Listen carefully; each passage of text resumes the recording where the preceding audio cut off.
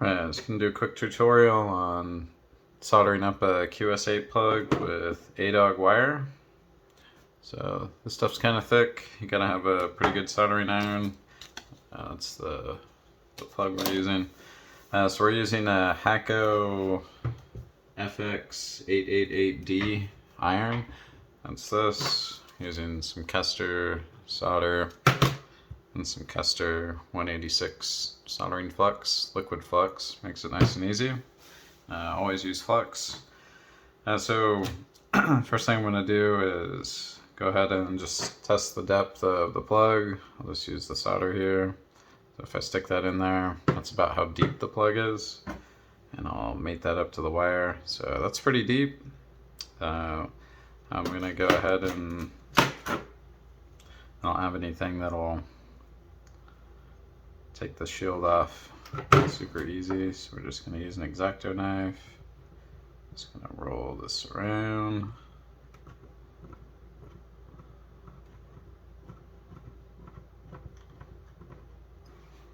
Something like that, and I'll see if it'll peel off.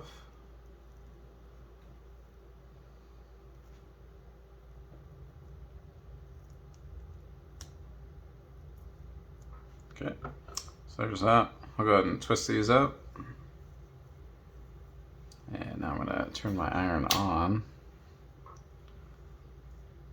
Alright, so I like to twist the wires up just to try to keep them nice. You can probably see I've got one kind of loose one there. Not a big deal, we just want to try to keep them tight so that that's going to fit nicely into our humongous QS8 plug there. Alright, so the iron's heating up. You'll notice we've got solder on our iron tip already. That's to keep it from oxidizing. So when you're done using your iron, always put a layer of solder on there, just so that your tip doesn't get oxidized. So we're going to use 850 degrees on this, which is what I use for all my RC applications. I believe this is probably like a 5mm tip. Always buy the brand Hakko ones if you're using this, because they're not very expensive anyway, and they're good tips. So I'm just cleaning off the solder here, so you can see how shiny and nice the tip is here. So let's see, so I'll set that down for a sec while that heats up. So what we're going to do here to tend this wire is we're going to use the flux, liquid flux, and we're just going to put a drop right into the top of the wire. So there's 1, 2, 3. I'm gonna do 4, 5. I'm gonna do 6 on this. ADOG is really thick. Just one more for good measure. So what the flux is going to do is, sorry, I'm putting a couple more in. Usually you can kind of see once it's saturated, and it'll kind of not flow into the wire as quick. Kind of like that. That should be good. So what the flux is going to do is it's going to help the wire heat up, as well as transfer the solder down into where the flux is, so the solder will follow the flux, which is what we want. So let's see. Should probably use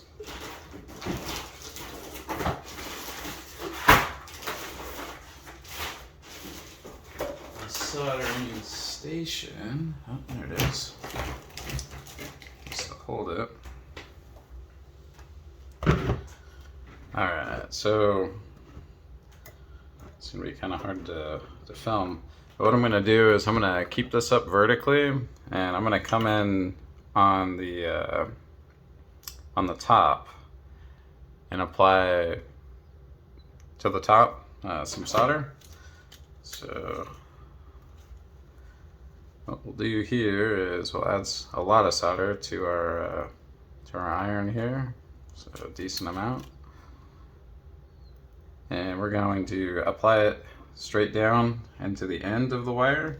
And it's going to be kind of hard to see, but the wire will suck that straight in. like so.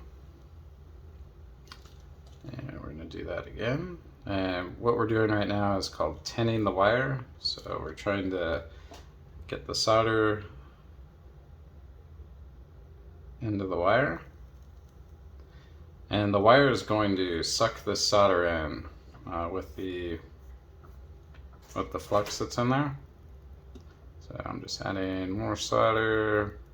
And this is just a really clean way to get it directly straight down and into the wire, because you don't have to put a ton of solder into the wire to get a good connection.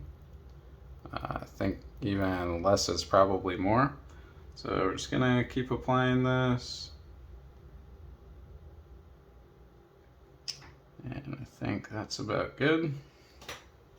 So what I'm gonna do right now, and this is probably pretty hot.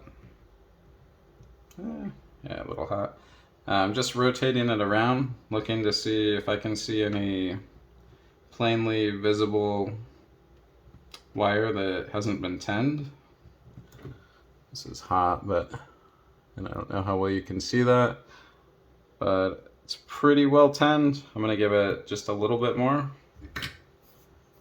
So there's some more solder on my iron.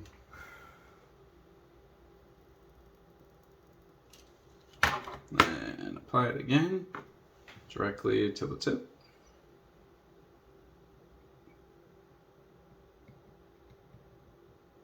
There's that. And I can kind of see the bubbling from the flux at the base of the wire. So I think that's good enough. So we'll see if we can get a close-up here. So that is a pretty well tinned wire. Doesn't have excess flux, or excess solder or anything like that. Just enough to kind of connect the wires together and keep them good. So that's super hot. I'm gonna go ahead and set that down, and now we'll go ahead and tin the plug. So generally, if you have two plugs, you want to connect both of those together. That's going to give a little heat dissipation through the other plug so that you don't overheat it. And also, if you do overheat it a little bit and melt this plastic, having the other plug in there will keep it in a position that will, so it doesn't warp or, go cockeyed, something like that. So it won't fit into another plug, as obviously you need that to fit in there. So let's see. So this is the positive. So I'll just go ahead and crank this around. So with this, I'm just going to put a drop of flux in here.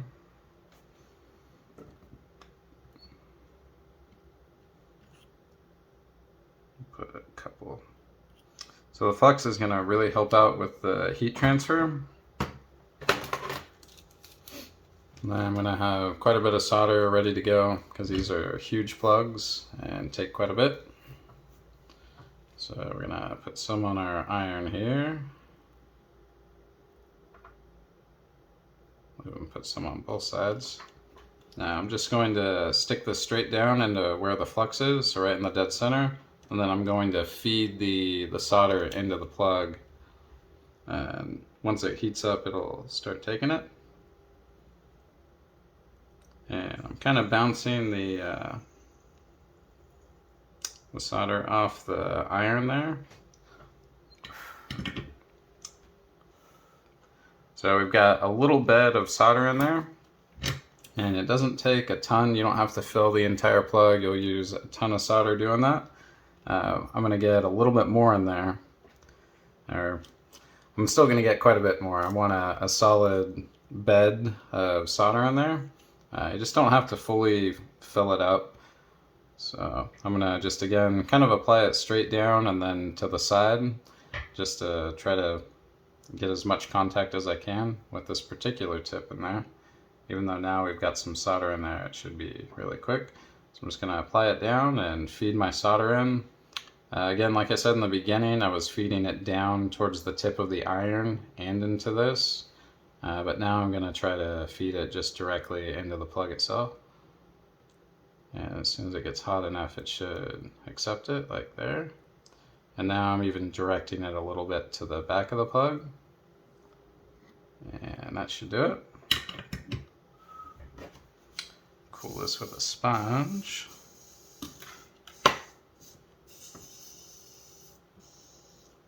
As you can hear, it's very hot.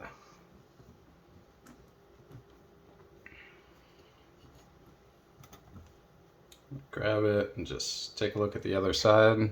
Try to verify that we haven't melted it in any way, which looks like we're good on that.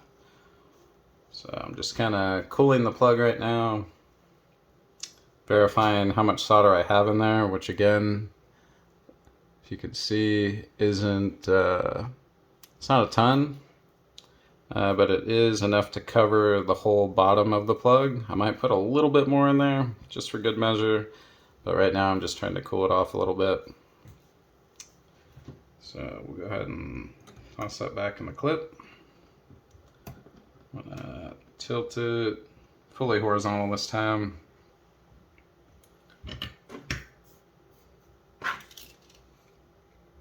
Some solder on the iron tip. Hope that wasn't keeping everything out of focus the whole time. That'd be funny. Alright, so we're just going to apply a little bit more solder. I'm just going to stick the tip in there, let it go molten, feed a little more in. And we're feeding.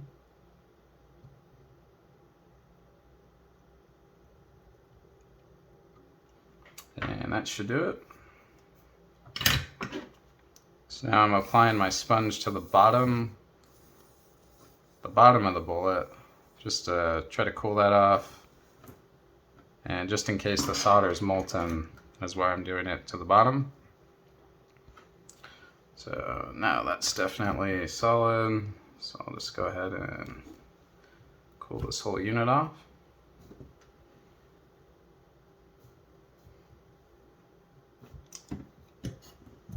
So we'll see. So now you can kind of see that there's a shallow bed of solder in there. And my wire is going to lay straight into that. So we'll have this going straight down into that bed. And I think that'll be enough to get a nice solid connection. Once we have the solder from the wire in there also. You know, we might throw a little bit more in there. These plugs are so big, it's kind of hard to gauge just how much you need. I know it's a ton, but you don't need to fill the whole thing out. We'll do it one more time, just for good measure. We'll give it a little bit more. So again, I've got my solder. I'm gonna tend the tip of the iron, smoke you guys out, and then we're just gonna heat this back up. Toss a little more solder in there. I like to straighten my solder just so I can easily feed it straight down. So we're gonna apply. And that is now molten, and we're just going to feed her in. Alright. Wipe that off. Cool from the bottom. Just to ensure that we get that molten without disrupting the solder. I'm sorry, make sure we get the solder solid without disrupting the molten solder. You know, if we go in touching the top, we might mess up some molten solder. So we're good now. So now I'm just cooling the plug one more time. Alright. So now what we're going to do is we're going to apply the wire here, and we're going to apply the iron to the wire, and we're going to apply some downward force. And this wire is going to go molten first, obviously, because it's going to have the iron on it. And we've got a pretty, this is, again, I think like a 5mm tip. So we've got all this contact that we can do to cleanly press down on here. I mean, there's even a ton more. So, I mean, technically the width of the plug, you know, this whole width here is kind of what you can work with. So that might be 6 millimeters, something like that, if you wanted to max it out. But again, this is 5, and I'm just going to apply this onto the tinned wire, and it's going to make the wire go molten first, and it will then transfer heat to the plug. And as soon as the plug goes molten, I'll be able to physically feel this drop into place. So yeah, I'm just gonna, we've got a bed of solder in there. Let's see if we can get that to focus. So a bed of solder in there, and this wire is just going to be held on the bed. And then as soon as both go molten, I'll feel it be able to push directly down, and then we'll have a good solid connection, because we'll know the wire is molten because it's applying the heat to the plug, and the plug goes molten, and we'll clunk, we'll come right down. And as soon as we feel that, we'll be able to remove the heat and know that the connection's solid.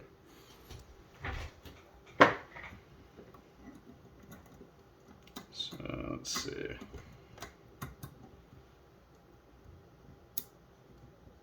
So kind of hard to tape this. Let's see. All right, so this is a different view, and I think this will be a little bit better, just so you can watch the physical, the movement of this. So it should be pretty easy.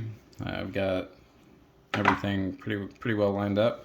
So what I'm going to do right now is I'm going to heat the plug up to molten, and it's going to go back solid, and then we're going to heat the plug, or I'm sorry, heat the wire onto the plug. And as soon as we feel that physical movement down, once the wire goes molten and turns the plug back molten, then we'll know we've got a good connection. So again, we're going to put some solder on our iron, just an amount to promote heat transfer. Oh, you know, actually I didn't want to do that yet, but that's okay. We'll get the plug molten, and with a good iron, that should be quick. So there's that. So it's got even more solder in there. We'll retin the iron. So that was just molten, so that plug is extremely hot. Now we're just going to apply this. So our wire is about to go molten, and we'll watch it physically dip in now.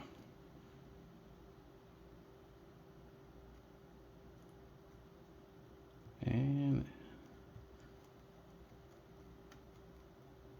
there we go, there's the dip. Now we can remove the heat.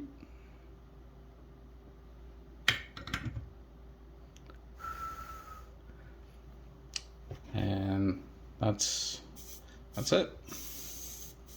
Now I'm trying to cool this off as quick as I can so that the plug doesn't melt, because it's extremely hot. And let's see. So now we can see we didn't melt the plug, which is good, because sometimes that does happen, just depending. And we can, oops, well, that's not good. Well, I guess I just lost, my phone's about to die. But in any case, you can see that the connection is solid. It's shiny. It's 100% in there, and we know because that wire sunk down into the bed of solder that it's 100%. We didn't overtin the wire, and we probably overtin the plug a little bit, because you really don't need that much solder to get a good connection. But that's it right there. That's my process, how I do it. I know it's kind of a long video. I guess I could have chopped it up, but anyway, I just figured this might help somebody out. But again, you want a pretty good iron if you're doing QS8s and ADOG wire, because it takes a lot of heat and really quickly to not melt your plug and potentially ruin other stuff. So anyway, thanks for watching. Hope that helps somebody. If it does, let me know. If it doesn't, or if you got any tips for me, I know I'm not an expert, but I do it soldering every now and again. And of course, you know, then you've got your QS8. thing you'd put over that. You know, you try to get your wire. That's another good thing about pressing it down into it. You usually get a relatively straight connection, which is good. So you can easily put your cover over and you're good to go. All right, guys, hope that helps. Thanks for watching. Look for that shiny, nice solder when you're trying to get that completion, and should be good to go. One last thing again, don't forget to re-tin that tip. Keep those tips in good condition. All right, thanks for watching.